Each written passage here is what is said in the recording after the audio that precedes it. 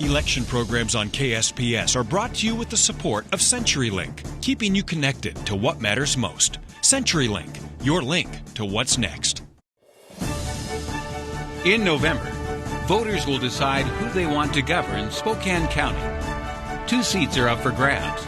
In District 1, Josh Kearns, a state legislative assistant, faces Spokane City Council member Candace Mumm. In District 2, attorney Andrew Biviano is up against incumbent Shelly. Hear where each candidate stands on the issues that affect you as KSPS presents this 2016 election special. And welcome. I'm Christy Goranson, moderator for these debates. Spokane County is governed by 3 county commissioners. 2 of those seats are on the ballot this November. You'll hear from the candidates in both races tonight. We begin with the race in District 1. District 1 covers northeast Spokane County and includes the city of Spokane, Meade, Deer Park, and Newman Lake. All county residents will be able to vote for this position. There is no incumbent in this race. County Commissioner Todd Milkey held the seat for many years. When he left to take a job as the CEO of Greater Spokane Incorporated, Nancy McLaughlin was appointed in his place. She currently holds this seat but did not advance in the primary. The candidates who did advance are Democrat Candace Mumm and Republican Josh Kearns. Candace Mumm received her MBA from Gonzaga University. She's currently serving as a member of Spokane's City Council and is a former broadcast journalist. Josh Kearns received his MBA from Whitworth University. He's in his 6th year working for the state legislature. He's a senior legislative assistant to State Representative Jeff Holy. Welcome to you both. Thank you. For this debate, the candidates will answer questions from a panel of Spokane journalists. From KXOY4 News, Assistant News Director Melissa Leck. From the Spokesman Review, Chad Sokol. And from KREM 2 News, reporter Lindsay Nadrich. Before we begin, I want to go over a few of the debate rules for our viewers. All of these rules were agreed to by the candidates prior to this debate. The reporter panel will ask the same question to both candidates, or a panel member may direct a question to just one candidate. Reporter panel members may request a follow-up to an answer. Answers will be limited to 1 minute. Rebuttal length will be limited to 30 seconds. All right, so let's begin. A coin flip determined that Councilwoman Mumm, you'll have the opportunity to answer the first question first, and we'll start with Melissa. Neither of you are new to politics, but this would be a new body for you both. What do you see as the biggest challenges with this Spokane County Commission? What I'm finding is that as a city councilwoman, often the county and our cities are at odds, and especially around growth and where our plans are for growth. And I've been hearing this as I'm walking around the county, knocking on doors and talking to folks. They're very frustrated of the lack of planning. They're seeing giant apartment complexes in areas where they had planned for single-family homes without what they thought was an actual discussion. And where this impacts us is especially in our schools. Not only do our property taxes impact us, but our school taxes as well. And we see a lot of overcrowding. We see it at the fringes of our community. We see it out north, up on 5 Mile. We see it in the south at Mullen Road and Moran Prairie Elementary Schools. And we also see it in the valley. Central Valley School is far overcrowded. Now, they recently passed a bond, but as we know, it's very expensive to build schools. And with the lack of planning and the frustration that I'm hearing, that's what I'd like to bring with my planning background. Mr. Kearns. As a whole, in our community, the biggest thing that we're facing is the lack of jobs and job opportunity. When I've been out meeting folks throughout this community, I continue to hear that everybody out there, whether it's a family member, a friend, someone that lives down the street, they know people who are facing the situation where they're either unemployed or underemployed. That is something that is impacting our county directly, because the 2 biggest revenue drivers for a county are sales tax and property tax. When people are gainfully employed in our community, that means they're purchasing homes, they're shopping at retail establishments, and they're eating out at restaurants. And that is what is going to help our county be able to meet those budgetary needs that we face in order to fund those programs that we need in criminal justice and our roads. All right, Candace, would you like a 30-second rebuttal? Yes. So the lack of planning is something that I've been hearing about for over a decade. And I served on the City of Spokane Plan Commission for 10 years and was twice elected president. And during that time, we created a coalition of communication with the Spokane Valley Plan Commission, with the Spokane County Plan Commission. And what we know is that we have to make sure we know how to fund these expansions and make sure we're not raising taxes to promote growth that we just can't afford. Mr. Kearns, you have 30 seconds if you like. Yeah. Growth in our community is a good thing. When we can get more people to move here, more people are living here, more people are working here, and more people are paying property taxes in our community. I look at that as a positive thing. You know, just having this attitude that we need to keep it small and keep it all, that doesn't work for our community. We're a welcoming community, and we need to through our policies be pushing that idea forward. Okay, thank you. Chad, you have the next question, and Mr. Kearns, you'll answer this one first. Some local organizations, including Catholic Charities, have recently begun focusing more heavily on long-term housing for homeless and low-income people. And I'm curious if either of you believe the county should support those programs, or if so, or if not, how? Yes, I think that's something that directly benefits the county. When folks in our community have a roof over their head, that provides stability for their family, and that's a benefit for not only the parents but also the children who are attending schools. I mean, when they're coming from a home to a school rather than coming from from a shelter or spending the previous night in a car and going to school. If we can get roofs over people's heads, that we will see a tremendous positive ripple effect through our community. Affordable housing is something that we continue to see lacking in our community, and it's through some of the policies that have been implemented. And we need to be promoting home ownership, making sure that people have a roof over their head at night, and like I said, we will see a very, very positive ripple effect through our community. Councilwoman Mumm, you have a minute.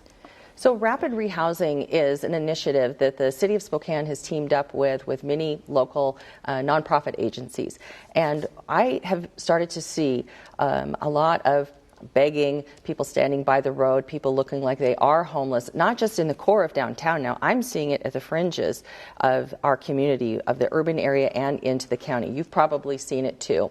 And what we know is those people need other services besides housing, but getting them to the housing and the resources that they need, we can then address their medical issues, some of their economic issues, some of their issues in terms of resources and education, and assessing what we can do to help them. This is a great partnership that Spokane County needs to become a part of.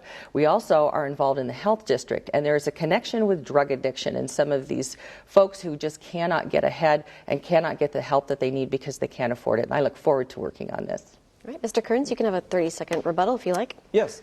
For many of the folks in our community that are facing homelessness, one of the problems that we continue to hear is that they want to apply for a job, but then when they have to put down what their home address is or what their phone number is, they don't have one.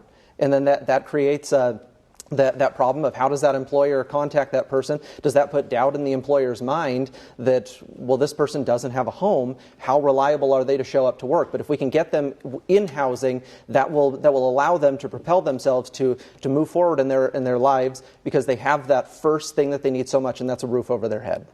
Councilwoman? One area that I'm very concerned about is women. Women who have children often are the ones that are couch surfing or trying to find places where they can get help and keep the kids off the street and themselves as well, because they are at risk.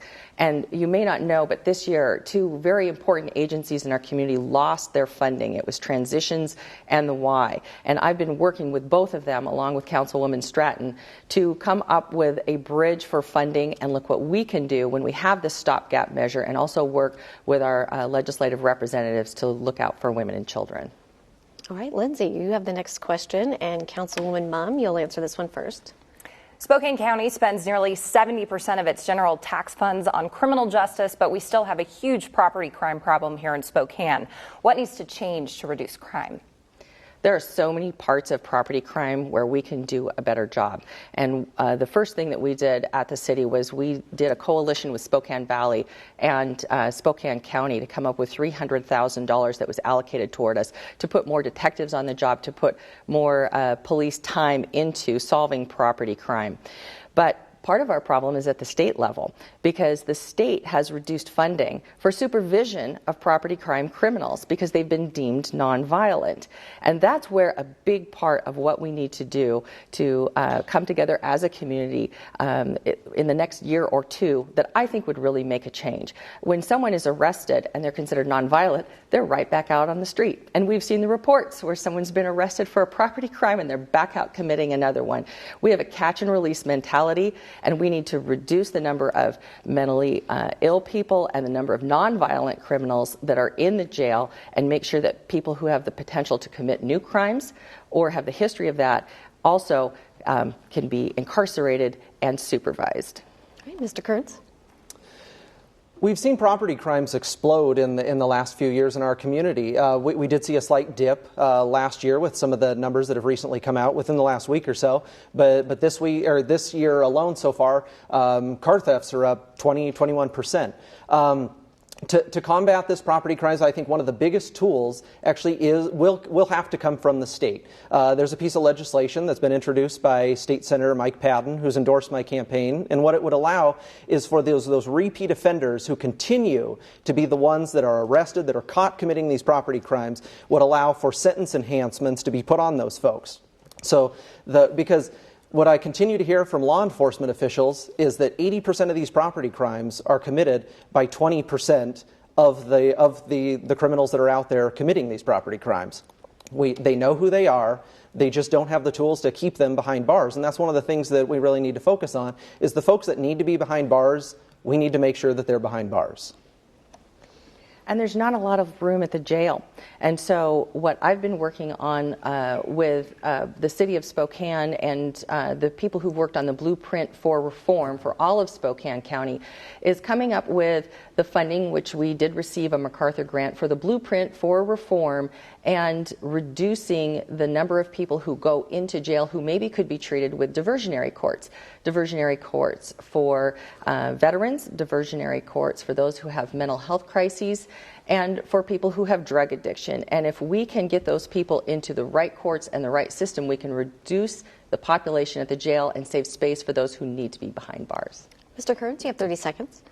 Yeah, the two things that the county must focus on is reducing recidivism and making sure that those that need to be behind bars are behind bars.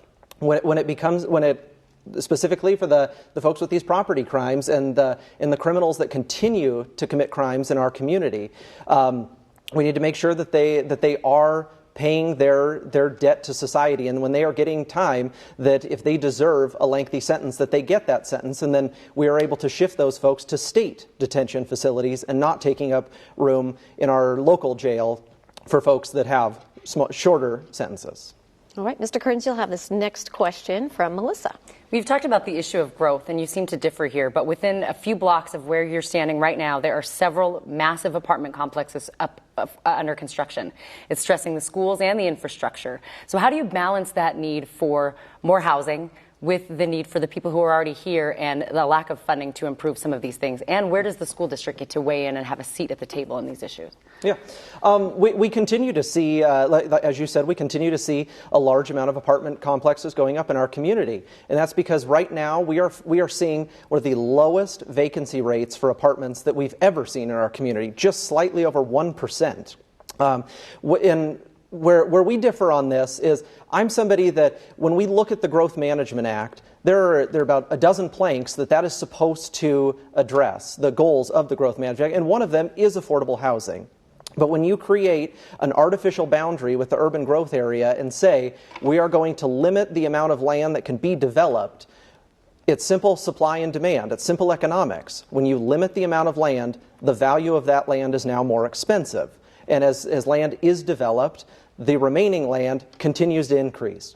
in value. So now you have an expensive piece of land that you're trying to build a home on. You now have an overpriced home.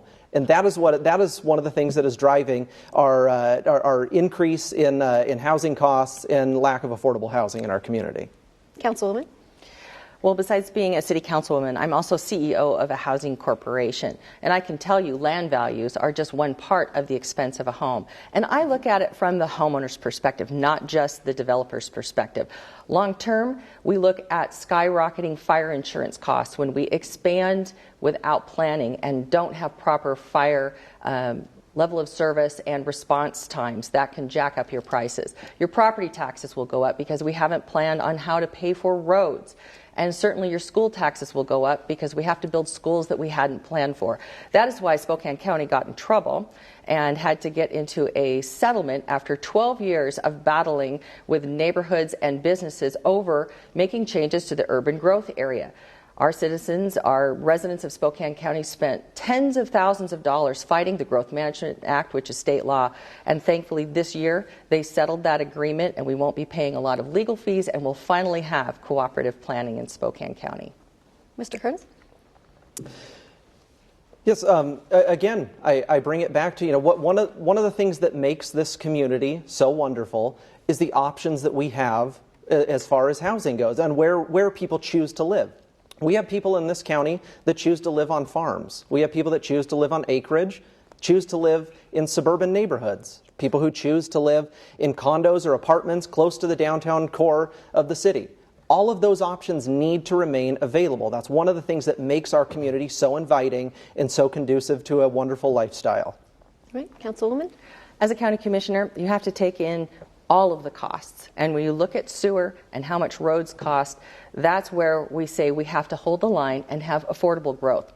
We have a plan both in the county and in several of our cities called the Comprehensive Plan. And I was on the team that helped develop the Comprehensive Plan for the city of Spokane and participated in the talks with the county about how we can do better and meet with our school districts, meet with our partners, our businesses that want to grow in certain areas and find out, can we really afford this and how much can the community handle to expand density in certain neighborhoods? All right, Chad, you have the next question, and Councilwoman Mumm, you'll answer this one first. So I want to return to the issue of the county jail, which is often described as a revolving door, and that goes hand in hand with the surge in property crime.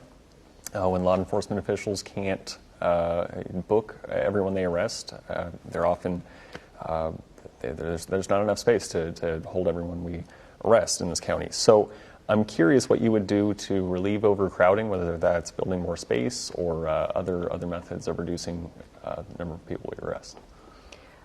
I don't think we're ready to build space and put dollars down about what we need until we've implemented this blueprint for reform. And we are halfway through that. We've made a lot of inroads in this new risk assessment tool. So when someone is arrested, they're taking a look at what is the risk to the community and what is their chance for actually coming to court and appearing. If you look at some people in jail, they're in jail because they failed to appear for court, and sometimes the fines are less than the cost of us putting them up overnight in jail for $137 a night when we could do home monitoring. So we have a lot of ways where we can save money in the jail and save space.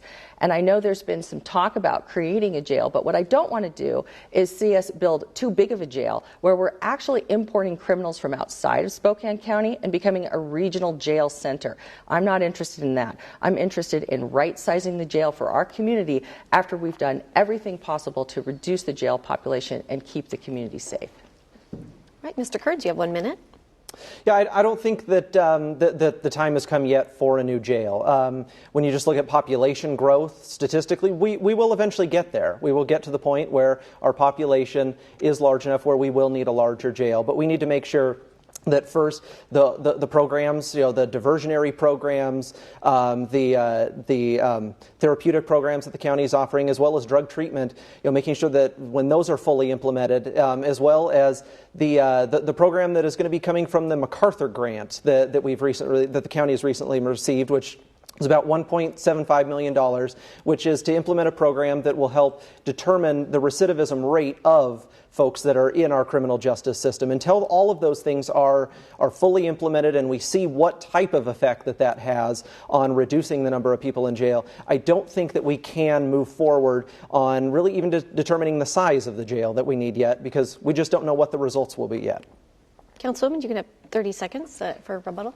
Something else I want to work on is the Geiger Correctional Facility, which also has space for other outlying areas to use, and we have to make a decision about what's going to happen there. We also need to look at our corrections officers. Do we have enough staff? We've had some deaths at the jail, which really increases our liability. I want to make sure that we have enough staffing to make sure that people are monitored correctly, and also that there's correct medical evaluations. We outsourced this year. That needs to be evaluated. If we're paying too much for that, we need to make sure that we're also getting the quality that we need to make sure we are not increasing our liability. All right, Mr. Kearns, 30 seconds.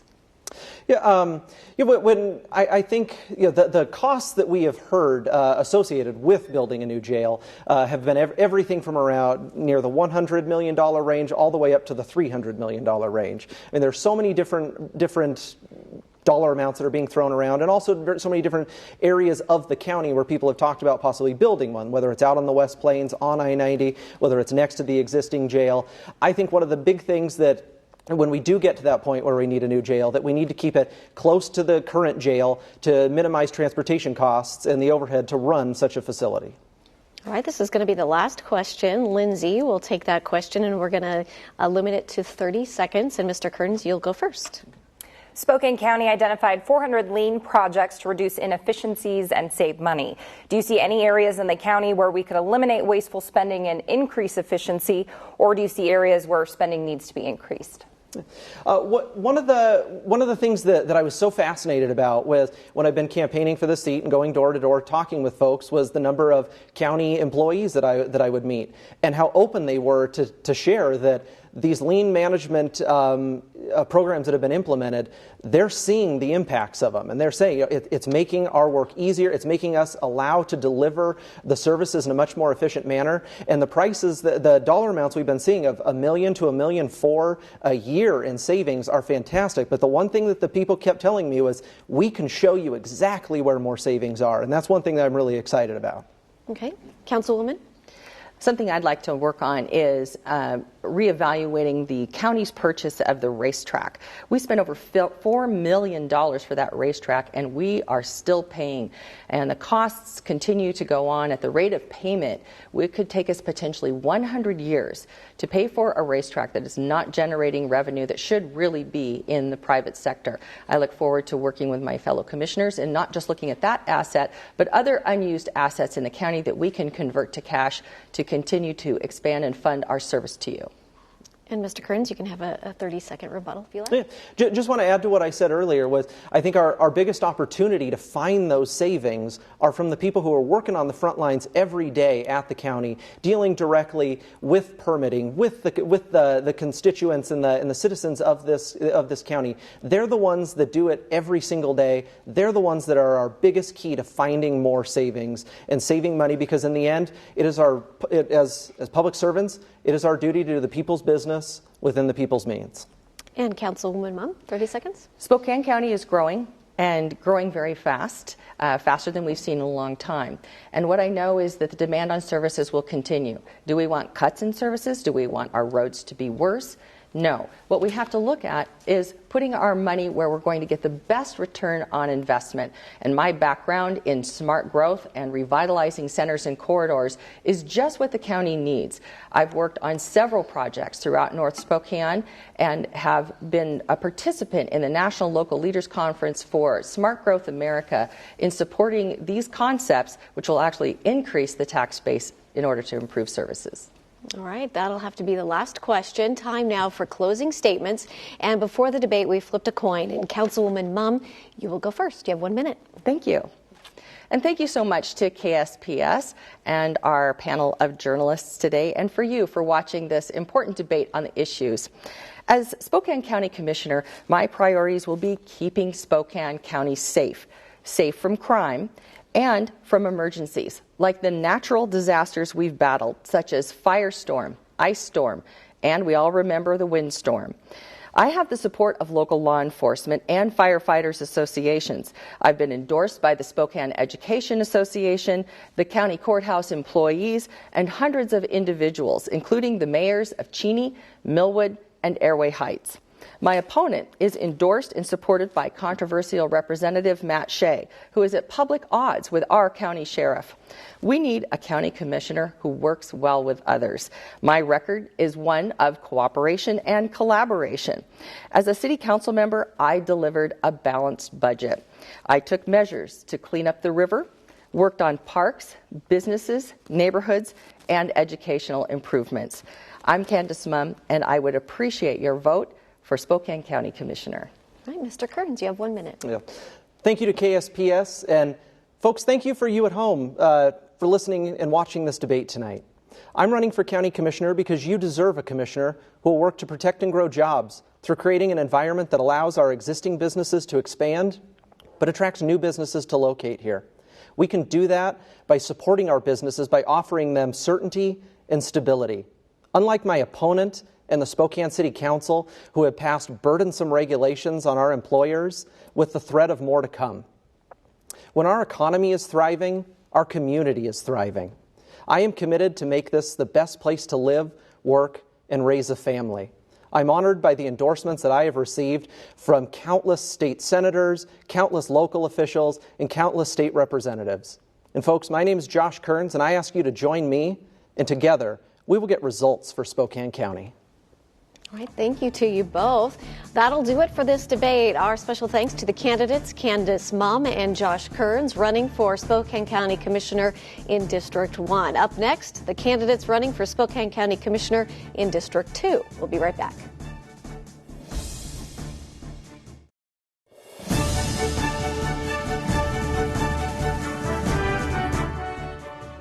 And we're back, this time with the candidates running for Spokane County Commissioner in District 2. I'm Christy Goranson, the moderator for this debate. District 2 covers southeast Spokane County and includes Liberty Lake, Spokane Valley, Spangle, and Rockford. You can see the boundaries here on this map, and voters in the entire county will be able to vote in this race. The candidates in this race are Republican incumbent Shelly O'Quinn and a Democratic challenger, Andrew Biviano. Shelly O'Quinn is a Spokane native. She attended Central Valley High School and Whitworth University. She's seeking her second term in office. Prior to becoming a county commissioner, Shelly O'Quinn was the director of workforce development at Greater Spokane Incorporated. Andrew Biviano is also a Spokane native. He attended St. George's School and Gonzaga Law School. Andrew Biviano has worked as a mental health counselor and case manager. He also served as an assistant U.S. attorney for 5 years. So welcome to you both. Thank you. Thank you. So for this debate, the candidates have agreed to follow our debate rules. We'll put them up on the screen one more time so you can see them. The candidates will have 1 minute for answers. Candidates will be allowed a 30-second rebuttal after both candidates have answered the question. For this debate, the candidates will answer questions from a panel of Spokane journalists. And joining us again are Melissa Luck from KXOY4 News, Chad Sokol from Spokesman Review, and Lindsay Nadrich from KREM 2 News. All right, let's begin. A coin flip determined that Commissioner O'Quinn, you will be answering the first question first, and we're going to start off with Melissa. Thank you, Christy. The role of an elected official in any level of government is an awesome opportunity and a challenging one. What do you see as the greatest challenges you would face with this county commission? Well, thank you for allowing us to join you today. I would say the biggest challenge in county government is the fact that we are structurally unsustainable. So if you look at the fact that county revenues are limited to an increase about 1% to 2% a year in revenue, but our expenses grow at 3% to 4% a year, we have to take a look at how we do things differently, because it doesn't take a mathematician to figure out that those lines cross soon. And so we have to figure out how to do things differently, and we have to figure out how to continue to provide our mandated services while making sure that we are doing it within the funds available to us. Thank you for being here today, and thank you for having this debate. There are several big challenges. I think that the top three that most people would agree on are that we have to, number one, reform our criminal justice system, which right now consumes about 75% of the county discretionary budget, which is unsustainable, and gives us bad results. Number two, we have to reform our mental health system. It's a part of criminal justice, but also separate. And it's inhumane in many situations. And again, the human cost and economic cost are staggering. And then three, we have to help the economy. We have to build jobs, and not just any jobs, but good-paying family wage jobs, which not only helps people earning that money, but it also helps the whole economy. When a worker does well, that's a consumer that's doing well. That's someone who will spend that money here in Spokane County at small businesses. None of it goes to the Cayman Islands.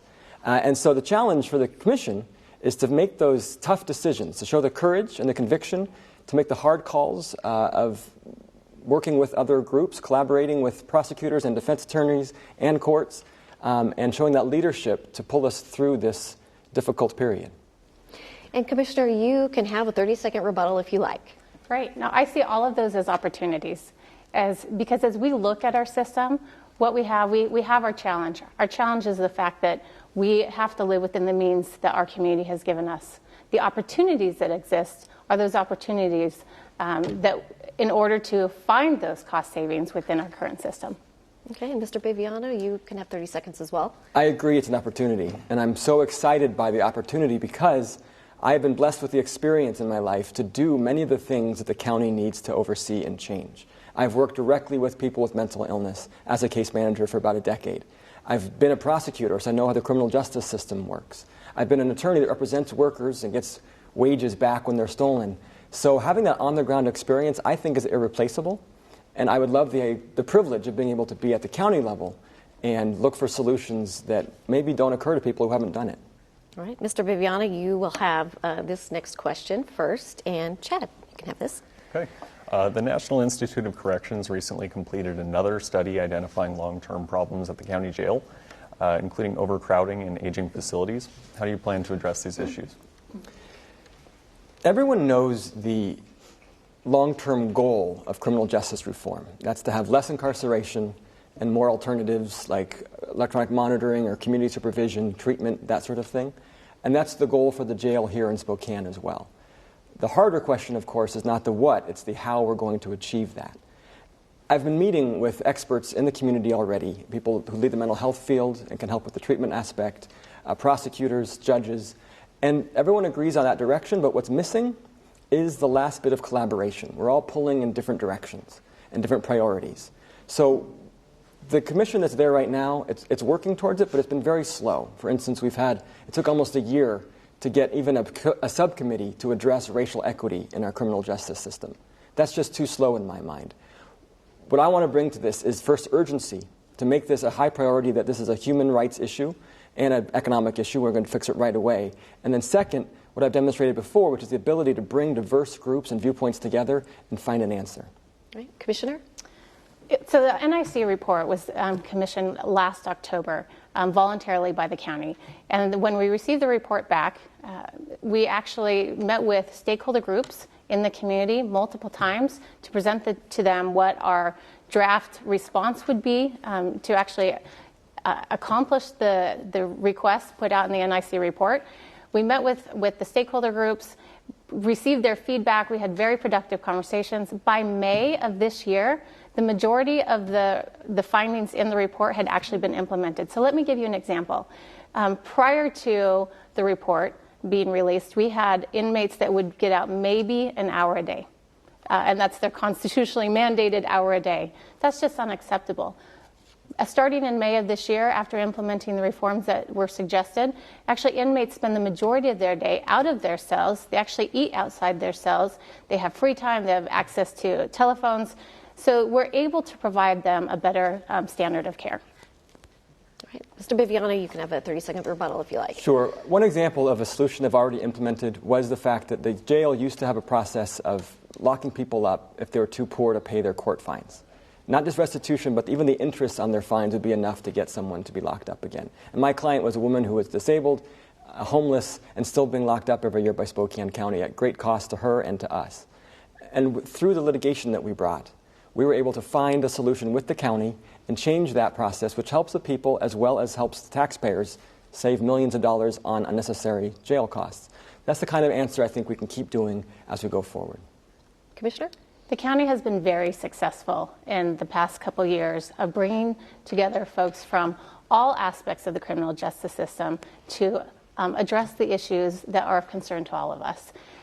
We have been successful around the jail in implementing the reforms that were recommended by NIC, and we will continue to be successful as we work together to address the challenges that are facing us. Okay, Lindsay, you have this next question, and Commissioner, you'll take this one first. Spokane County spends nearly 70% of its general tax funds on criminal justice, but we still have a huge property crime problem here. What needs to change to reduce crime? So remember that the 70% of our criminal justice system is actually from the sheriff's office, time of arrest, jail, courts, probation, pretrial. It's all encompassing. When it comes to our our high crime rates, what we really need to address is the fact that we have a meth and heroin epidemic in this community. We need to be looking at resources, both state and local resources, to address the fact that we have a drug problem. That we will not see our crime rates reduced unless we can make investments, not just in the criminal justice system where we're working on reforms, but in our community where we have a serious crisis going on right now. Okay, thank you. And Mr. Biviano. You know, the goal of the justice system is not just to punish people, it's to stop crime, reduce crime. And I think we've lost sight of that there's a difference between justice and retribution. What I would do differently is we start looking at more performance-based and evidence-based models for what actually reduces crime. For instance, we know that post-release monitoring is much more effective than incarceration at actually reducing crime. If you lock someone up for 5 years and then release them with no monitoring, there's no reason why they're going to do anything differently the next time. If anything, their prospects are worse because now they're a felon and have less chances of working. There are so many ways through mental health treatment that you can be proactive. Mental health treatment, I agree. Drug abuse treatment is a huge problem as well. Those two go hand in hand. And I think that we've gotten in a situation where we feel like we have to punish someone just for punishment's sake, ignoring the fact that that probably isn't what's best for them or what's best for us. We want them to get their lives together, and we want to be able to stop spending money feeding and clothing as many prisoners as we have right now. So what's best for us is simply to look at what the root causes of crime are and address those. Commissioner? So the county is moving to a data-driven system. We recognize that we want the folks in jail that really need to be in jail, and the folks that shouldn't be there, we don't want them there. Because what studies have shown us is that if we can have someone who's a low-risk offender, if they spend less than 24 hours in our jail, they're much less likely to recidivate. Whereas if you look at someone who spends 18 to 14 days in jail, they're 56% more likely to reoffend, and they are 51% more likely to end up back in our jail after they finish their sentence. I think what's missing is the urgency. It's been a number of years now we've talked about these same issues, asking the same questions. There's a lot of talk about the county going in the right direction, but people don't see it yet. It's still a huge part of our budget, and it's still swallowing our abilities to do other things. We need an urgent push for a diversion center for those we can maybe not put in jail and instead treat in an alternative place. We need an urgent push to get those collaborations going today. The first thing I will do in office in January is call a summit with mental health and substance abuse experts as well as criminal justice experts and look at how we can do this faster because we can't wait. It's too important. Okay, Melissa, your question, and Mr. Biviano, you'll take this one first. The success of all of this, whether it's mental health funding, diversion, criminal justice, depends on economic growth in the county. What do you see as the biggest impact standing in the way of economic growth right now? The single biggest impact in the way is the fact that our wages are too low in Spokane County. We are a consumer-driven economy like the rest of the country. And sure, we can talk about other tools government has like tax increment financing in a port district, and I'll consider all of those things as well. But nothing will happen until demand is driven up by people having disposable income to spend in our businesses. The best example of why we're being short-sighted is the fact that the Spokane County government pays its employees about 80% of what they get paid in other counties. 80%. That's unjustifiable. That's just below average. While giving big raises to the CEO, while creating new positions like the COO and other top-level staff, while the people building our roads and in the jails and being secretaries are being paid too little. That hurts not only them, it hurts us in the number of vacancies we have at the county, in the number of the performance that we get with vacancies, and in the fact that our businesses are losing the opportunities to have these people as customers. Private wages will go up if the public wages go up as well. It's a win-win for everybody. Right, Commissioner. So actually, I would say that the biggest challenge we face in economic development is the fact that we're a border community. And so we are competing not only with other areas within the state, the I-5 corridor, but we're also competing with North Idaho. So we're working very actively to recruit companies to this region. And I have to tell you, when they read the newspaper and what they see is divisiveness all over the paper, it doesn't help us when we're trying to get them to come here. I was in a recent meeting with a large company that moved here about 5 years ago, and their headquarter company had said we would not have relocated, we would have not located in Spokane County if the newspaper headlines that we see today were the ones that were in the paper 5 years ago. We have to do everything that we can as a community to make sure that we are creating the business climate that is attractive to businesses coming to this community, and make sure that we are working collaboratively together versus always fighting over issues, to make sure that when that company comes to us, that the business processes that they face in this community are processes that allow them to want to settle their company here versus decide to pick the other location that they're looking at. I reject the notion outright that we are needing to compete with Idaho to race to the bottom with their low minimum wage and their low community and consumer base. What draws companies here is the fact that we have a great place to live, we have customers who will buy their goods and services, we have an educated workforce, and a quality of life, and that's what we need to focus on. And as far as the divisiveness goes, it doesn't help things when there's a clear issue of right and wrong out there in the public of Matt Shea accusing a county employee of being complicit in a homicide, and the leaders, the employers of the county say no comment. That's not leadership that helps us get a better reputation around the country. I would like to take this moment to just recognize the fact that the statement thrown out there about the 80%, that county employees are only paid 80%, is actually incorrect. So we are just completed a study for one segment of our workforce, all of our financial accountants, managers, and everyone was within 90% of the market average. And our goal is to not only look at salaries, but our goal is to look at total compensation. So when you take a look at the health care benefits that county employees receive, and you take a look at the total compensation package compared to, and you add that as their total value, I think we're doing very well at Spokane County. We have room for improvement, but we're doing well. Okay. Chad, next question, and Commissioner Quinn, you'll take this one first. I'd like to circle back and ask for some clarification on a comment you made earlier. What newspaper headlines could be deterring businesses from coming to this region? Can you be more specific about that? So the article, the headlines that were actually being referred to were right at the time when we were going through the conversations around, I would say the city was going through the conversations around the recall. And I think it's one thing for there to be newspaper articles printed on the recall, absolutely. It's another when there are when leaders in this community are using that as a political platform for their own political gain versus trying to just come to a resolution on the issue. Okay, and Chad, would you like to ask another question for both candidates? Catholic charities and other local organizations are focusing on long-term housing for homeless and low-income people. And I'm curious if either of you believe the county should support these programs, and if so, how? We'll start with Commissioner O'Quinn. Okay. Actually, absolutely, and the county does. So the county put $1.2 million into Buter Haven and the Mary Lee that we just opened with Catholic Charities. Also, so my background was I ran a homeless mission down in Florida. I worked for Habitat for Humanity here in Spokane. And I fundamentally believe that housing provides stability for families, which allows families to adjust well in our community. It helps for their students for education purposes. So I absolutely agree that we need to be looking at the challenges. And if you look at the fact that we locally have a mental health tax.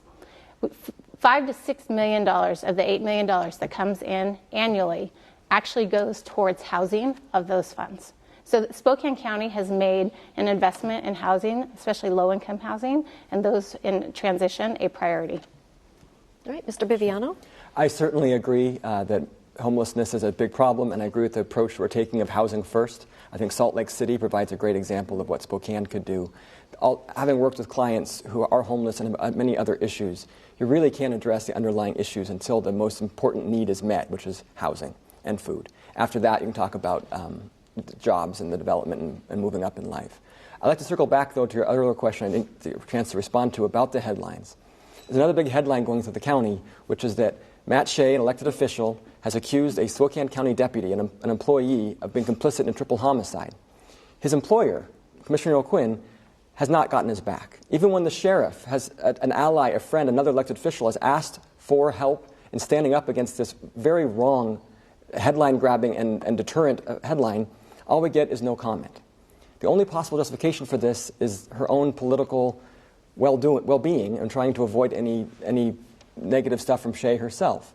That's not the courage that we need in leadership to move this county forward. It reflects poorly on our chances to do other big things if even Matt Shea is too scary to confront directly publicly.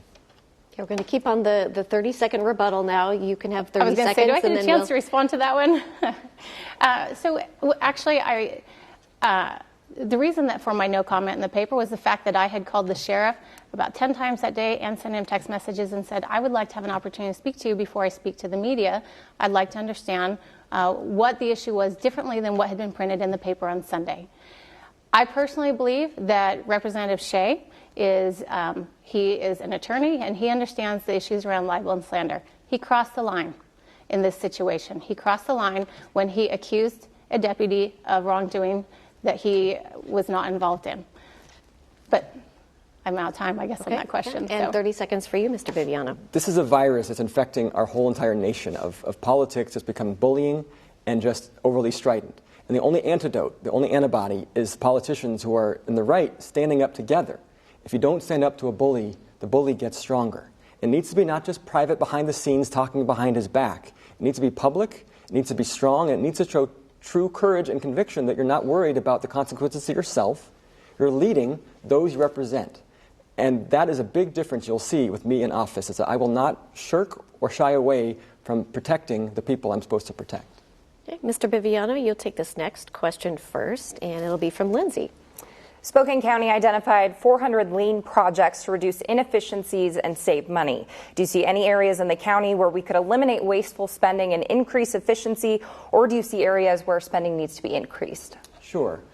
There are a lot of ways we could save money. I think the number one, as you already discussed, is that every dollar we spend feeding and clothing and housing an inmate is a dollar we can't spend elsewhere. And we're being very inefficient if we look at the most expensive solution first to a crime problem instead of all the other ways. Sometimes you can simply give someone probation and watch them very well and make them go to rehab, and that'll be just as effective and much cheaper. When I was a mental health caseworker, I had 40 to 50 clients, all of whom had been in jail or a mental hospital, and I saved taxpayers hundreds of thousands of dollars every year on doing the services that kept them out of there. Then I'd take that money and I'd reinvest it in putting it into 911, which is chronically understaffed and has mandatory overtime for its employees, and putting it into our sheriff's office and our roads and everyone at the county. I talk to people who know that they're being paid less as a top wage than other counties have as a starting wage. That is a huge problem for the entire community, and that's, I think, my first priority, is to make sure they are making what they deserve. Okay, Commissioner O'Quinn. So we've been very successful. So when I came into, when I ran for public office 3.5 years ago, I came in wanting to bring lean management to Spokane County government. Because when I talked to you earlier about the fact that we have that structural challenge as county government, we have to look at doing things differently. Just in changing how we do things in Spokane County government, we save between $1 and $1.4 million a year. Just in changing how we do things. Not only that, but we've also improved customer service. So let me give you an example. It used to take you 2 trips and 2 weeks to go to the county parks department if you wanted to have a permit to have a reunion in the park. It now takes you less than 24 hours online. That's just one example. We've had over 500 completed projects within Spokane County.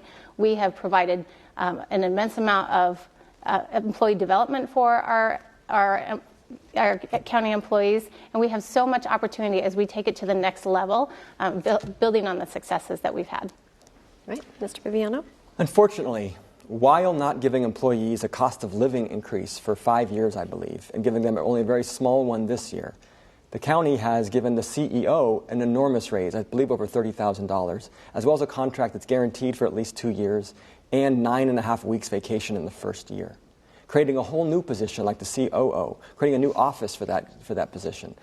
The costs, and a number of other administrators all across, we're a very top-heavy county right now, while telling the employees that there's no money left to give them any raises.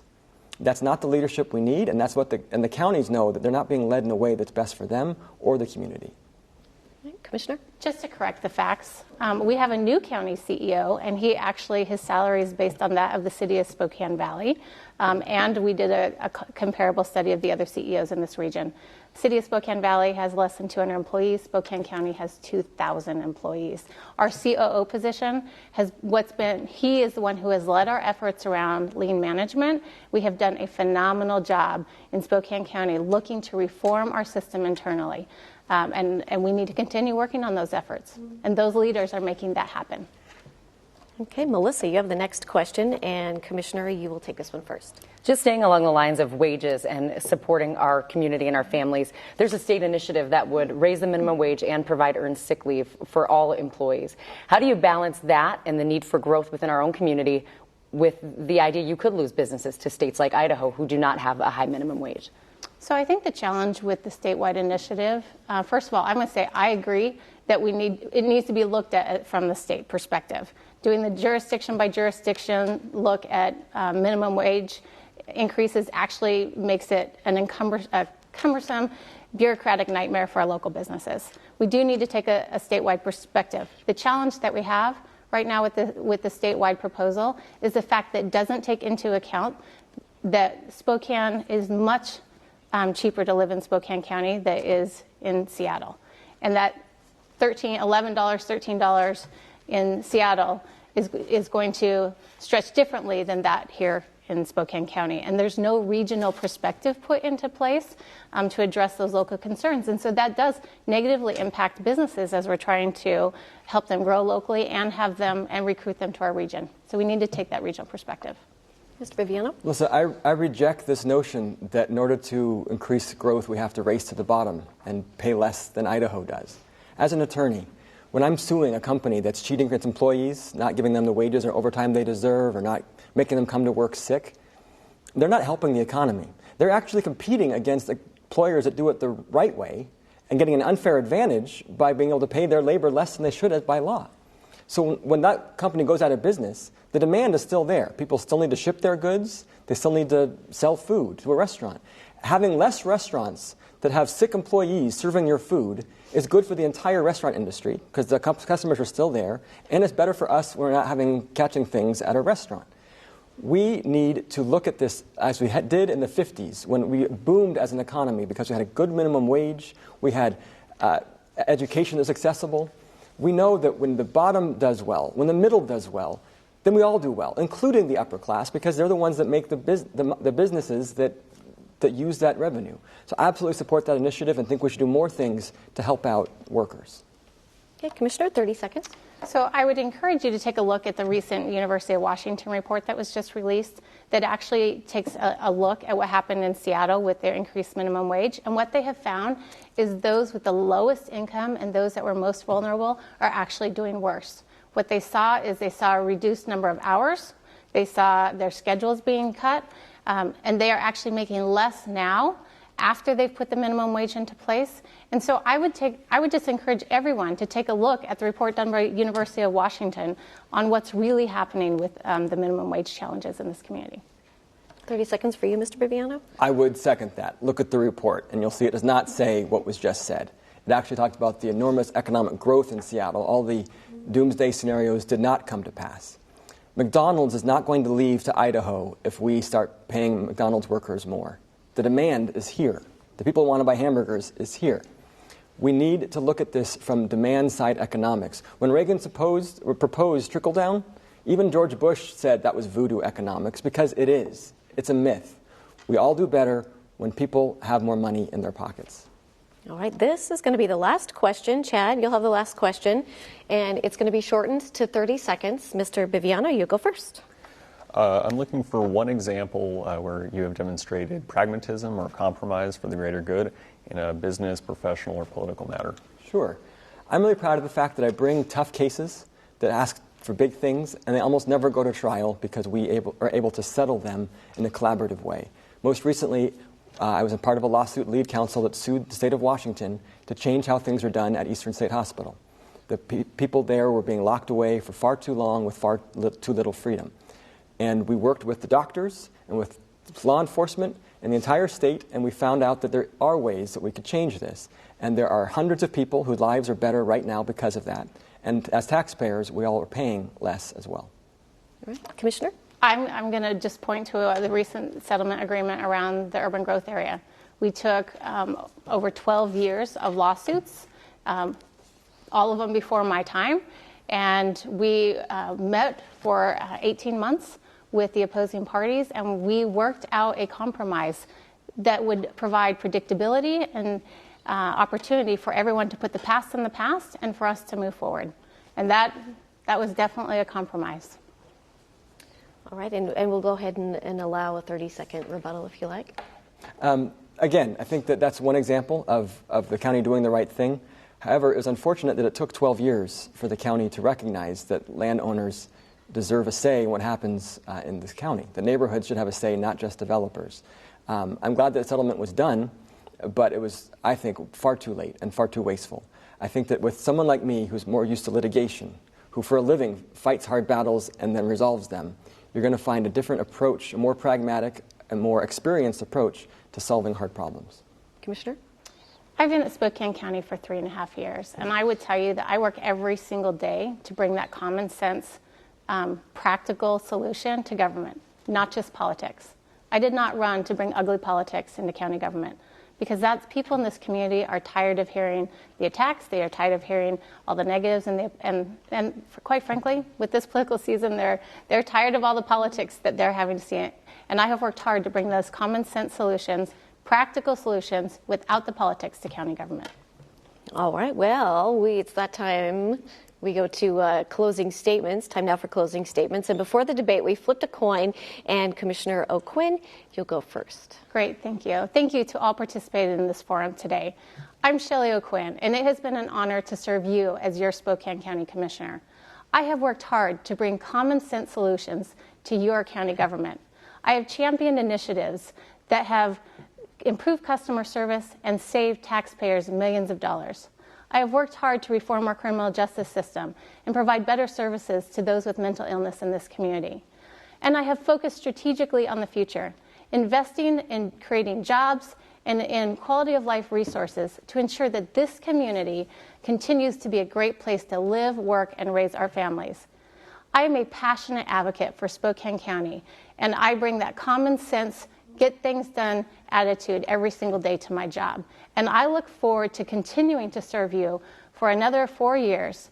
I'm Shelly O'Quinn, and I am your Spokane County Commissioner, and I appreciate your vote by November 8th. Thank you very much. All right, thank you. Thank you, Commissioner. Mr. Biviano. Spokane is ready to do big things and change the way we treat each other. We can help people with mental illness recover and lead full and meaningful lives rather than simply lock them away in a mental hospital or a jail. We can have a restorative justice system that keeps us safer, helps offenders put their lives back together, and costs us less money. We can pay workers what they deserve and then watch the economy flourish as a result. I know we can do these things because I have been privileged enough to help do these things in my life, in my career as a case manager, federal prosecutor, and civil rights attorney. I'll be honest, it won't be easy. It will require steadfast courage, conviction, and collaboration. I would be privileged to take my experience and knowledge in my life and apply it to working for you as your Spokane County Commissioner. Please vote for Andrew Biviano on November 8th. Thank you. All right, that'll do it for tonight's debate coverage. Our thanks to the candidates, Shelly O'Quinn and Andrew Biviano. Thank you so much. Also want to thank our panel of journalists, Melissa Luck, Chad Sokol, and Lindsay Nadrich. The general election is November 8th. All ballots must be postmarked on or before Election Day. Drop-off boxes are located outside all Spokane City and County libraries.